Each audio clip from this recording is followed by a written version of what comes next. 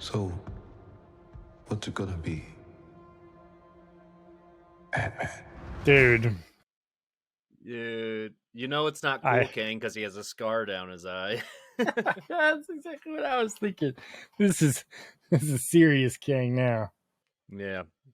This is man. slightly put off Kang now. This is like the 20th time I've watched this show today. Still goosebumps, dude. I only watched it once before that because I knew we were gonna watch it together. So I didn't know we were gonna watch it together, but I only also watched it once. Oh, okay. Yeah. Well, it felt good to watch it though. So we actually get to see a blue-faced Kang. That was the big thing, other than seeing the great Bill Murray in it, getting a frame of him. But we get to see Kang, which he looks incredibly comic accurate in that outfit. Mm-hmm. We potentially saw thousands of blue-faced Kangs. Maybe not. Maybe not. I don't know. At the time of this recording this episode, I don't know what's going to happen. But it looks cool. I did point out that the older gentleman at who worked at the Baskin Robbins who said, "We love you, Ant-Man." He was in I Think You Should Leave. We love you, Spider-Man. We love you, Spider-Man. Yeah, he was in I Think You Should Leave. I don't know if you've ever watched that on Netflix. It's I've seen it all. It's funny. Tim Robinson. Yeah, it's got Tim Robinson just does a bunch of awkward sketches, and they're all cringe but hilarious. So I will say, I said earlier, the fact that was the only funny part of the trailer made me feel really good. Like, yeah, we're finally not leaning on comedy to make a good movie, which there's been others that they've done. I don't think Shang-Chi was really heavy on comedy. There was funny parts, and I'm sure this will have plenty of funny parts. It's Paul Rudd, for God's sake, with the cameo by Bill Murray. Yeah. I think that it's going to be more of a because we all know, like, especially in the Joss Whedon 2012 Avengers, the good old day. Remember the Joss Whedon days? In the 2012 Avengers, it was still quippy. You know, it was very quippy, but it wasn't as it wasn't like super comedic, but it was yeah. I mean, what I said was that it's gonna have. I'm willing to bet it's gonna have like an Infinity War tone to it. It's gonna start off lighthearted. And then something's just going to unfold throughout the movie, and you're just going to be like, what the fuck? I think someone's going to die. Someone's definitely dying in this movie. Well, the fact that they chose this as the start of Phase 5, like, big stuff's going to happen to kick off that phase, right? Just like I think big stuff's going to happen in Wakanda Forever that's going to wrap up Phase 4. I think between these two movies is really, like, what sets us on our new path. I think we're going to note, Jay, I do agree with you. I think we're going to lose somebody in the movie. I think we're going to lose Hank Pym, to be honest with you. That's my speculation. Because they didn't go through all that entire effort setting up Michelle Pfeiffer's character and rescuing her, only to kill her off in the next movie. I just don't think that follows the MCU pattern. So I think we're going to lose Hank Pym. I think he's going to go on full on Kenobi on us. And maybe either stay in the quantum realm or something, sacrifice. Like, that's the angle I think is going to happen. So I gotta, like, the first thing that really stuck out in this trailer to me was the fucking music. Holy cow. I think the music really made the trailer. Like, I was getting some James Gunn vibes, some serious James Gunn vibes. It was like almost like a darker, more serious Guardians of the Galaxy feel to this trailer. But it was a Goodbye Yellow Brick Road, Elton John. And, like, I don't know, I feel like that really fits the whole theme of leaving Phase 4 and moving into Phase 5. Like, now we've met the wizard, right? Yeah, they really do pick their songs very, very consciously in the MCU. So, like, I really I love that song, but I'm not like a diehard Elton John, like, fuck yeah, Elton John. Study all the lyrics of the song, but I kind of want to dive into that song a little bit and see if there's any, like, deep meaning that we can find, maybe, because sometimes they'll give you answers through the music that they put in there.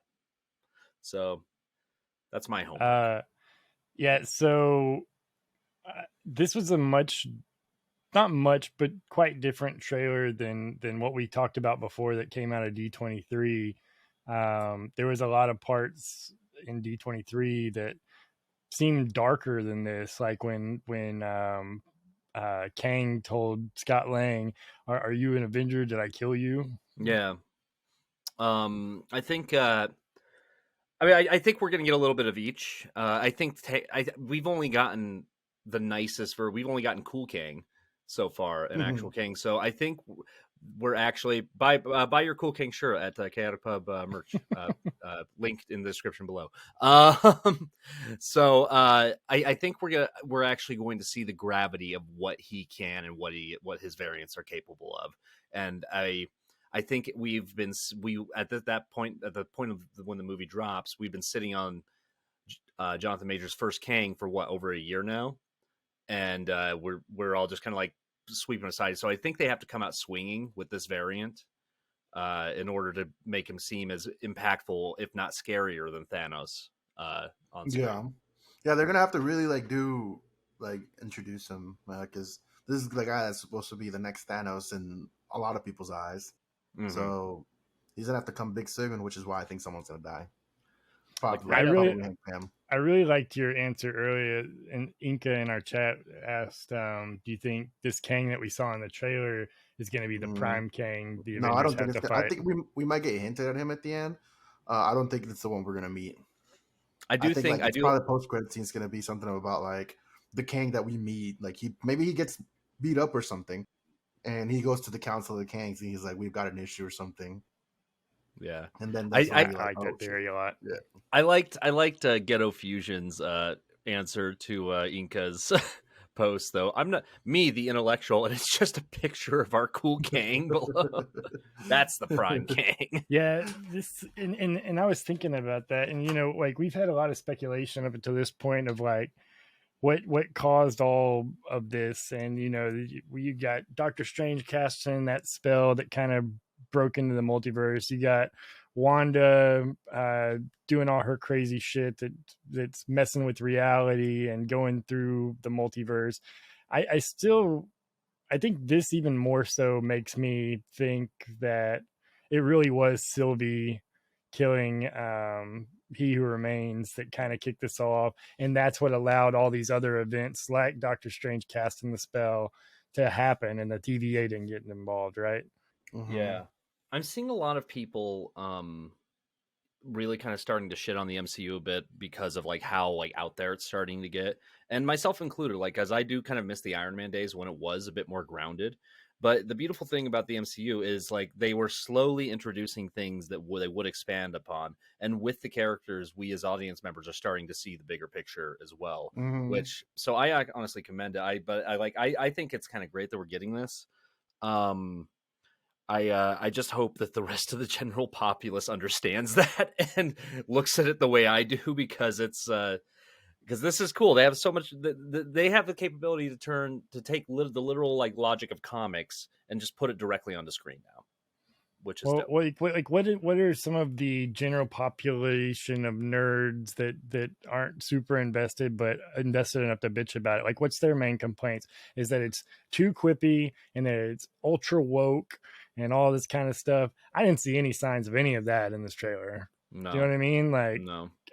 I think I don't know how you could watch that trailer as anybody, like even a Scorsese who hates superhero films, right, and not be like, all right, that was pretty intense trailer. Like that makes me feel at least some ounce of emotion. I mean, and love the MCU and love hate the MCU. Like that trailer alone was a well-produced thing. Like you can be the biggest film snob in the world and watch that trailer, and you would be lying to me if you said you didn't enjoy it. I challenge you to. And if you are lying to me, then I'm just going to say you're lying, and you lose the argument regardless. So, yeah. It was gorgeous. It was cool to finally get to see more footage of Cassie Lang as Stature.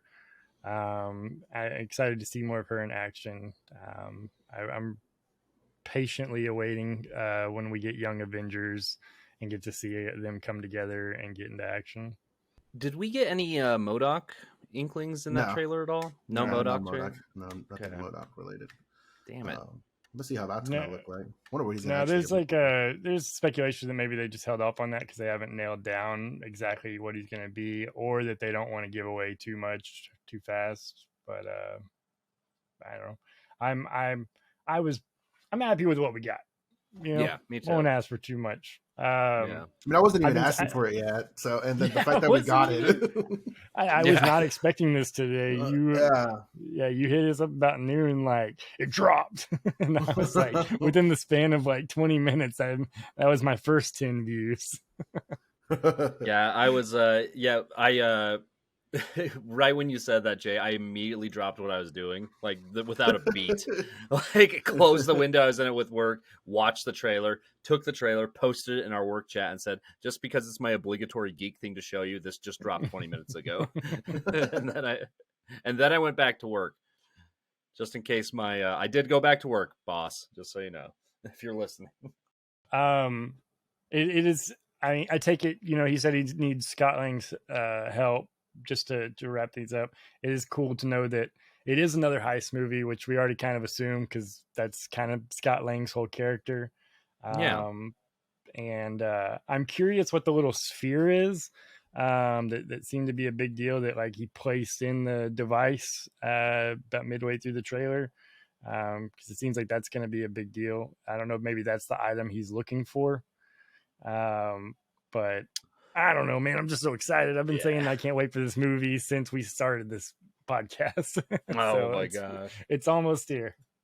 I'm curious about that weird guy with the glowy head that they show, like when they first get to the Quantumania. Oh yeah. I want to know what his deal was. I'm gonna have to do some YouTube deep dive on that because is it going to be like just a throwaway Sentry character, or are we getting like another Korg-like guy coming into I don't know. play? They showed a bunch of different odd-looking creatures or characters. Like when they go into the bar scene, you see a guy.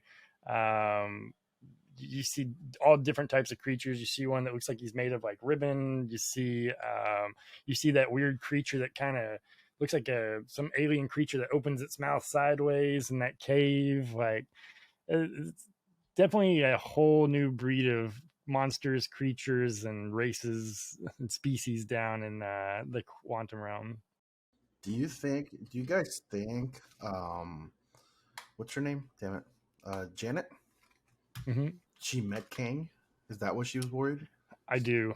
Because she was very concerned. Because I think Kang is like the overarching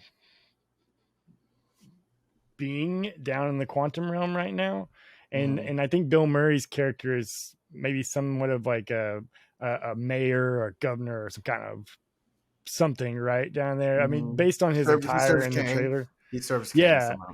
And we know from the D23 trailer that or D23 Comic-Con, whichever one it was, that she knows him and he knows her. And if she knows him, then she probably knows of Kang. And I think that's why she was so freaked out whenever Cassie was like, I'm sending a signal down to the quantum realm, which, you know, it couldn't have been traced back to them if they had just installed NordVPN. And that's why we're going to talk to you today. God damn it, Ryan. Oh, wow. It'll be really cool to because as of right now, from what we know, Loki is the only one who is and Sylvie is the only one who's actually met Kang and seen him, has any inkling of an idea of who he is.